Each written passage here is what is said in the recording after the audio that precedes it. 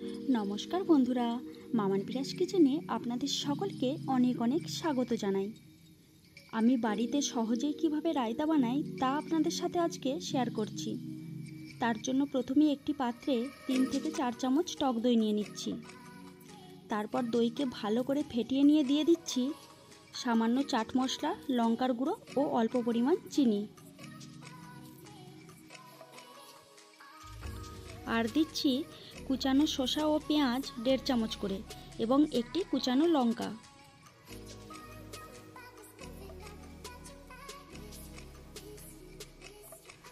তারপর 4 থেকে 5 ফোঁটা লেবুর রস এবং পরিমাণ মতো ব্ল্যাক সল্ট দিয়ে চামচের সাহায্যে ভালো করে মিক্সড করে নেব।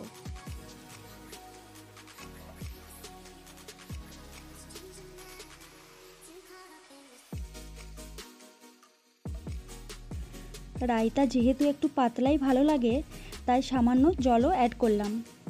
এখন যেহেতু প্রচণ্ড গরম, তাই আমি এখানে ঠান্ডা জল অ্যাড করেছি। এবার চামচের সাহায্যে সমস্ত কিছুকে আবার একবার মিশিয়ে নিলাম। ব্যাস, রায়তা একদম রেডি হয়ে গেছে। দেখলেন তো বন্ধুরা, রায়তা বাড়িতেই কি সুন্দর সহজেই বানিয়ে নেওয়া যায়। আপনারা বাড়িতে ট্রাই করার পর কেমন হলো কমেন্টে কিন্তু অবশ্যই জানাবেন। ভালো থাকবেন, সুস্থ থাকবেন। ধন্যবাদ।